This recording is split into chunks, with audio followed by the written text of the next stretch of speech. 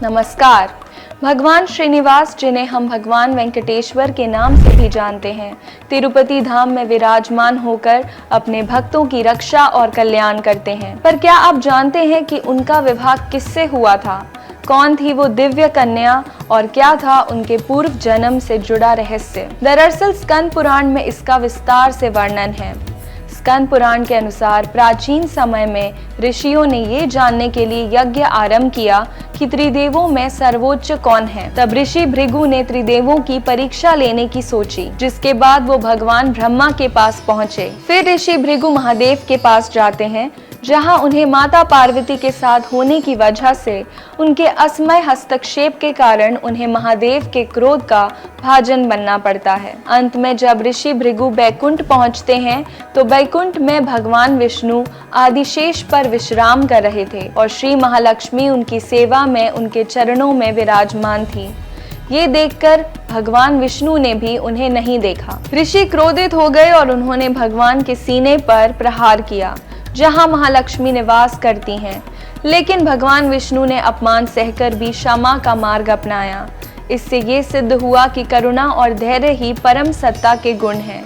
किंतु इस घटना से माता महालक्ष्मी आहत हुई और उन्होंने वैकुंठ त्याग दिया। लक्ष्मी वियोग में भगवान विष्णु भी वैकुंठ छोड़कर वेंकट पर्वत पर श्रीनिवास के रूप में निवास करने लगे। ये उनका तपस्वी रूप था, जो केवल आत्मिक शांति नहीं बल्कि धर्म की पुनर्स्थापना का संकेत था। उसी काल में वराह क्षेत्र के राजा आकाश राज को एक दिव्य कन्या प्राप्त हुई, जिनका नाम पद्मावती रखा गया। पद्मावती साधारण राजकुमारी नहीं थी, वो त्रेता युग में माता सीता की छाया वेदवती थी। उन्हें पूर्व जन्म में ये वरदान प्राप्त था कि उनका विवाह स्वयं भगवान विष्णु से होगा।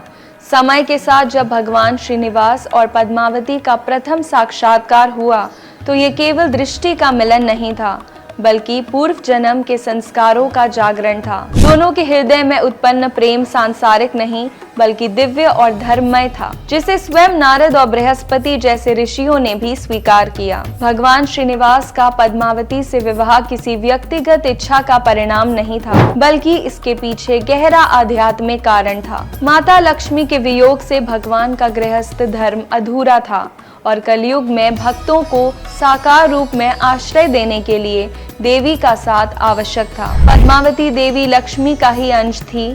अंततः ये विवाह लक्ष्मी नारायण के पुनर्मिलन का माध्यम बना। विवाह के पश्चात भगवान श्रीनिवास वेंकटेश्वर के रूप में प्रतिष्ठित हुए और देवी पद्मावती के साथ तिरुपति में विराजमान होकर कलयुग के भक्तों के कष्ट हरने लगे। इस प्रकार भगवान श्रीनिवास और राजकुमारी पद्मावती का विवाह केवल एक पौराणिक प्रसंग नहीं बल्कि प्रेम, त्याग और लोक कल्याण का दिव्य संदेश है। यही कारण है कि तिरुपति आज भी केवल एक तीर्थ नहीं बल्कि जीवित आस्था और विश्वास का केंद्र माना जाता है। ऐसे ही सनातन से जुड़े मंदिरों की जानकारी के लिए हमारे चैनल दिव्य सनातन को फॉलो करें। धन्यवाद। नमस्कार।